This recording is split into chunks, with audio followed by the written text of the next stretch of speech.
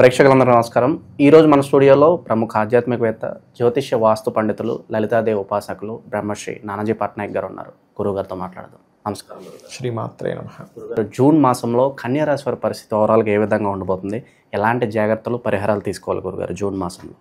కన్యారాశి వారికి ఒక 1.5 year నుంచి ఉన్నటువంటి కేతు పక్కకి జరిగాడండి. ఫస్ట్ ఆఫ్ ఆల్ మనకు తెలుసుకోవాల్సింది. సో దీనివల్ల ఏమిటి అంటే ఒక తెలియని ఒక నిర్లిప్తత, నిరాశ, ఒక డిప్రెషన్లో ఉన్నటువంటి తత్వం మొత్తం క్లియర్ అవుతుంది ఇక్కడ మనకి. అంటే ఆ మైండ్ సెట్ నుంచి మనిషి బయటకు వస్తాడు. మొట్టమొదటి మనకు కావాల్సింది అది, డిప్రెషన్ ఉండకూడదు మనిషికి. కేతు డిప్రెషన్కి ఒక రకంగా చెప్పాలంటే స్పిరిచువల్ లైన్లోకి వెళ్తే మళ్ళీ డిప్రెషన్ ఉండదు ఎవరికైనా. స్పిరిచువల్ లైన్లో ఉన్నాం, రోజు ఆలయానికి వెళ్తున్నాం, వాళ్ళకు ఉండదు. సో అది పక్కకు పోతుంది. అది మెయిన్గా ఇది. ఇంకోటి ఏంటంటే వీళ్ళకి లాభస్థానంలో కుజుడు ఇంకొక వారం రోజులు ఉంటున్నాడు.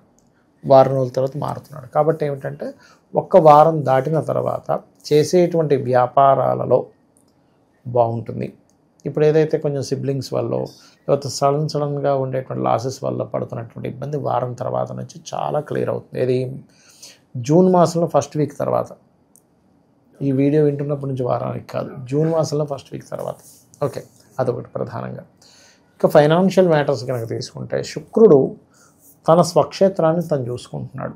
ఎప్పుడైనా తన స్వక్షేత్రాన్ని తను చూసుకునేటప్పుడు వీళ్ళకి ఏదైనా క్రియేటివ్ రిలేటెడ్, ఫుడ్ రిలేటెడ్, వీటి మూలంగా ఫస్ట్ వీక్ తర్వాత నుంచి లేదా ట్రాన్స్పోర్టింగ్ రిలేటెడ్ వీటి ద్వారా ధనయోగం అనేటువంటిది అభివృద్ధి చెందనుంది అని చెప్పుకోవాలి.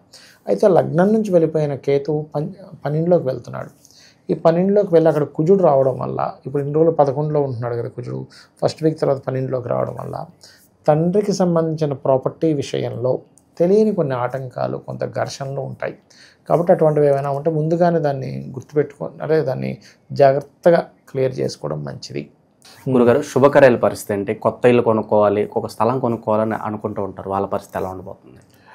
ఇక్కడ ఏంటంటేనండి 4వ అధిపతి కేంద్రంలో ఉన్నాడు. అంటే కన్యా లగ్నానికి గురువు చతుర్థాధిపతి, చతుర్థ సప్తమాధిపతి, ఉభయ కేంద్రాధిపతి అంటారు. అయితే ఆ ఉభయ కేంద్రాధిపతి మరొక కేంద్రంలో ఉన్నప్పుడు తన కేంద్ర స్థానాన్ని చూసుకుంటున్నాడు. ఎప్పుడైతే తన ఓన్ హౌస్ని తను చూసుకుంటాడో గురువు ఖచ్చితంగా గురుబలం అనేటువంటి చతుర్థం మీద ఉంది వీళ్ళకి. కాబట్టి ఈ రాబోయే 6 monthsలో, అంటే ఇది యాక్చువల్గా మనం జూన్ మాసం గురించి చెప్పుకుంటున్నాం, 6 months అక్కడ ఉంటాడు. తర్వాత కర్కాటకంలోకి వచ్చి మళ్ళీ వక్రించి వెనక్కి వెళ్తున్నాడు.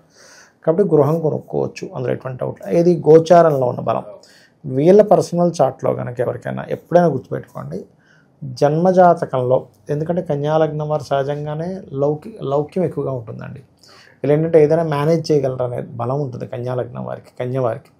అయితే వీరికి ఎప్పుడైతే గురువు చూస్తుంటాడో వీళ్ళ పర్సనల్ చార్ట్లో కనుక 3rd house, అంటే 3వ స్థాన ఫలితాలు, 6వ స్థాన ఫలితాలు, లేకపోతే 9వ స్థాన ఫలితాలు, ఇట్లా ఫలితాలు వచ్చేటప్పుడు మాత్రం, 11వ స్థాన ఫలితాలు వచ్చేటప్పుడు మాత్రం మీరు గృహం తీసుకునేటప్పుడు కాస్త చూసుకొని తీసుకోవాలి. బట్ వీళ్ళకి ఇప్పుడున్న గ్రహస్థితి మాత్రం అనుకూలంగానే ఉంది.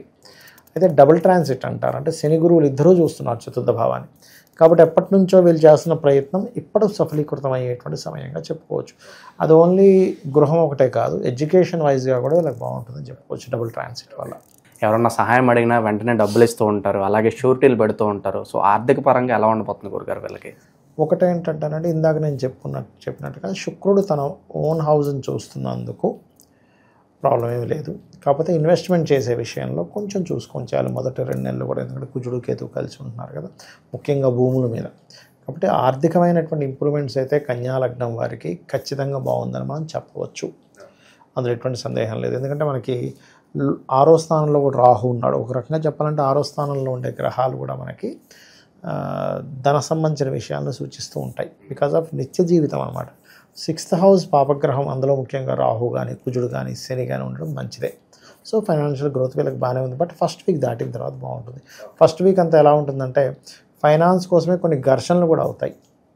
అది అన్నదమ్ములు వరుస వాళ్ళతో ముఖ్యంగా అయిన వాళ్ళతోనే గొడవలు అవుతుంది. ఓకే. ఇక ఆరోగ్యపరంగా ఏదైనా జాగ్రత్తలు తీసుకోవాల్సిన అవసరం ఉందా గురుగారు? ఆరోగ్యపరమైన విషయాలు కనుక చూసుకుంటే ఇక్కడ మనం 6వ స్థానాన్ని తీసుకోవాలి. ఆరోగ్యపరమైన విషయాల కోసం 6వ అధిపతి 7వ స్థానంలోకి వెళ్ళి ఉన్నాడు.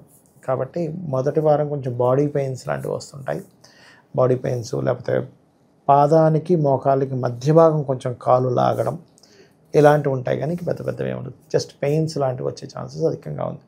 ఎప్పుడైనా కూడా ఈ అనారోగ్య సమస్యలు అనేవి వాళ్ళ పూర్వజన్మ కర్మని చూడాలి పర్సనల్ చార్ట్లో. అంటే 6వ స్థానము, 5వ స్థానము, 4వ స్థానం, 3 స్థానాలు చూడాలి. ఎందుకంటే 5వ స్థానము, 6వ స్థానం 4 అంటే ఈ 6 అనేది పూర్వజన్మ కర్మ అండి. మనం చేసుకున్న పూర్వజన్మ కర్మే రుణ రూపంలో రావాలా, రోగ రూపంలో రావాలా, లేకపోతే అప్పు రూపంలో రావాలా డిసైడ్ అవుతుంది. దీనికి మళ్ళీ 3 గ్రహాలు విడిగా చూసుకోవాలి. అంటే బుధుడు పాడయ్యాడా, శని పాడయ్యాడా, కుజుడు పాడయ్యాడా. కుజుడు పాడైతే ఈ గొడవలు, శత్రుత్వాలు, శని పాడైతే రోగాలు, బుధుడు పాడైతే అప్పులు. అయితే ఈ 3 ఎలా ఉన్నాయో చూసుకుంటూ మీకు ఏ మహాదశలు నడుస్తున్నాయి. అందులో పర్టికులర్గా 6 పాడైంది, ఇది 5 పాడైంది, రోగం వస్తుంది కానీ ఇమ్యూనిటీ లేక మందులు పనిచేయవు. ఎందుకంటే 5వ స్థానం ఇమ్యూనిటీ అండి. అందుకే మంత్రం చేసుకోండి, జపం చేసుకోండి అంటాం. ఎందుకు? దానివల్ల హ్యాపీగా ఉండండి అంటాం. అందుకే మనం చూడండి, ఏదైనా వ్యక్తికి హెల్త్ ఇష్యూ వచ్చింది, ఫ్రెండ్స్ వెళ్ళగానే తగ్గుతుంది. ఎందుకు? 5వ స్థానంలో స్నేహితులు ఉంటారు. వాళ్ళు రోగాన్ని అంటే వాళ్ళకి తెలియని ఒక ఆనందం వస్తుంది. చూడండి, మీరు మీ క్లాస్మేట్ చిన్నప్పుడు ఎవరైనా కలిశారు, సడన్గా అప్పటికప్పుడు ఇమీడియట్గా ఒక ఆనందం వస్తుంది. చూడండి, అరే నువ్వు వచ్చావా. ఇప్పుడు మనం ఎంతమందిని రెగ్యులర్గా ఉండే ఫ్రెండ్స్ని కలిసినా మీ క్లాస్మేట్స్ 3వ తరగతి 5వ తరగతి చదువుకున్నప్పుడు 10వ తరగతి చదివిన ఫ్రెండ్స్ ఉన్నారనుకోండి, ఇది వేరే ఉంటుంది. చిన్ననాటి స్నేహితులు కలవడం వేరే ఉంటుంది. అందుకే ఎవరైనా హాస్పిటలైజేషన్ అయినప్పుడు కూడా చిన్ననాటి స్నేహితులు వెళ్తే మంచిదని చెప్తూ ఉంటారు. 4వ స్థానం ఎందుకు చూడాలి అంటే 4వ స్థానం ఇమ్యూనిటీని తగ్గిస్తుంది యాక్చువల్గా.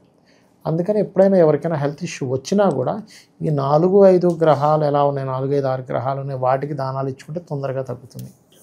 గురుగారు, ఇక విదేశాల్లో చదువులు కావచ్చు, వ్యాపారాలు కావచ్చు, లాభదాయకమే అంటారా? వీళ్ళకండి నన్ను అడిగితే విదేశీ సంబంధించిన విషయంలో 12వ స్థానంలో కేతు వెళ్తున్నాడు కాబట్టి, అది కాకుండా కుజుడు కూడా వస్తున్నాడు కాబట్టి, విదేశీ వ్యవహారాల విషయంలో 1కి 4 సార్లు ఇప్పుడు వెళ్ళడం కరెక్టా కాదా అని నిర్ధారణ చేసుకుని వెళ్ళడం మంచిది. తొందరపడి మాత్రం విదేశీ విషయాలు తొందరపడి చేయకూడదు. వాళ్ళ పర్సనల్ చార్ట్లో విదేశీ యోగం ఉంది, 2-12 combination, that is different. But గోచారం మాత్రం ఎప్పుడు గోచారం ఒక 10-15% చెప్తుందండి. అది పెద్ద అనుకూలంగా అయితే లేదు. శత్రువుల నుంచి బాధలు కావచ్చు, శత్రువుల నుంచి ఇబ్బంది కావచ్చు, అనుకున్న వాళ్ళే నమ్మక ద్రోహం చేయడం, ఇలాంటి సంఘటనలు ఏమన్నా కనిపిస్తున్నాయి గురుగారు? మొదటి వారం కనిపిస్తున్నాయండి. ఎందుకంటే కుజుడిని శని చూస్తున్నాడు, శనిని కుజుడు పరస్పరం కోణస్థానాల్లోనే చూసుకున్నాడు. ఒక వారం చూసుకుంటారు, తర్వాత కూడా కుజుడు చూస్తాడు, కానీ ఎంతైనా కోణస్థాన దృష్టి వేరు. కాబట్టి నన్ను అడిగితే కొంతవరకు ఈ 6వ అధిపతి 7లో ఉన్నందుకు, కుజుడి యొక్క దృష్టి ఉన్నందుకు ఫ్రెండ్సే శత్రువులయ్యే సమస్య ఉంటుంటుంది ఈ టైం. ఎందుకు అంటే ఏ లగ్నానికి రానటువంటిది ఈ లగ్నానికి ఉంది. ఎందుకంటే 5వ అధిపతి 6వ అధిపతి ఒక్కరే అండి. అంటే స్నేహితులే శత్రువులు అయ్యేటువంటి యోగం ఉంటుంది వీళ్ళకి పాడైనప్పుడు. అదర్వైజ్ కొంతమంది మనం వింటూ ఉంటాం చూడండి, నా స్నేహితుడు అనుకున్నానండి, బిజినెస్ పెట్టిన వాడు ఇట్లా శత్రుత్వంగా మారతాడని నేను అనుకోలేదు అంటూ ఉంటాను. అది కారణం. సో ఆ మొదటి వారంలో గురుగారు కొత్త పరిచయాలు కూడా ఎదురయ్యే అవకాశం కనిపిస్తుందా? కొత్త పరిచయాలంటే వీళ్ళకి ఒకటేనండి, స్పిరిచువల్ లైన్లో ఉండేవాళ్ళు కొత్తగా ఎవరైనా పరిచయం అవుతారు ఈ టైంలో. ఓకే. అలాగే ఇష్టపడిన వారిని వివాహం చేసుకోవాలనే ప్రయత్నం కూడా ఇప్పుడు కొంతవరకు ఫలిస్తూ ఉంటుంది. దానివల్ల కొన్ని గొడవలు కూడా వస్తాయి, దట్ ఈస్ డిఫరెంట్ థింగ్. అది ఇంకోటి ఏంటంటే, ఒకప్పుడు ఏదైనా ఒక సంబంధం అనుకున్నాము, ఆ సంబంధం మళ్ళీ వచ్చింది, మళ్ళీ వాళ్ళు అడుగుతున్నారు, ఇలాంటివి వింటారు ఈ టైంలో వివాహం విషయంలో. కొన్ని పనులు ప్రారంభిస్తారు, అది దాని మీద హోప్స్ పోతాయి, ఇంకా జరగదులే అనుకుని వదిలేస్తూ ఉంటారు. అలాంటివి ఏమన్నా మళ్ళీ రెజ్యూమ్ అయ్యే అవకాశం ఏమన్నా కనిపిస్తుంది? ఉందండి. ఎందుకంటే ఇప్పుడు ఇంతకాలం వీళ్ళ కేతు లగ్నంలో సంచరించాడు, రాశి 6 లగ్నం అనుకోండి. ఈ కేతు 12లోకి వెళ్ళిపోయాడు. అంటే గతంలో ఎన్నో ప్రయత్నాలు చేసి ఆగిపోయినవి ఇప్పుడు కొంచెం కదిలేటువంటి మూమెంట్స్. ఓకే. ఎప్పుడైతే మనకి లగ్నం నుంచి కేతు వెళ్ళిపోయాడు, అయితే 12లో ఉన్నందుకు మాత్రం నేను ఇందాక చెప్పినట్టుగా తండ్రి ఆస్తి విషయంలో ఏమైనా చిన్న చిన్న డిస్టర్బెన్స్ వస్తున్నాయన్నప్పుడు గణపతి హోమం వాళ్ళు చేయించుకుంటే మంచిది. ప్రజెంట్ ఉన్న గ్రహస్థితి బట్టి గురుగారు, ఈ రాశి వాళ్ళకి ఎలాంటి పరిహారాలు బాగా అవసరం అంటారు? ఒకటేనండి, కన్యా లగ్నం వారు లేదా కన్యా రాశి వారు ఎప్పుడూ కూడా వెంకటేశ్వర స్వామి ఆరాధన చేయడం లైఫ్ లాంగ్ రెమెడీ. అది ఇంకా లైఫ్ లాంగ్ అనమాట. ఒక్కొక్క జాతకానికి ఒక్కొక్కటి ఉంటుందండి. పర్సనల్ చార్ట్ తీసుకుంటే మీ పంచమాధిపతి ఎవరు, ఎక్కడ వెళ్ళి కూర్చున్నాడు, ఎవరు ఫైనల్గా పంచమాన్ని కంట్రోల్ చేయగలరని ఉంటుంది.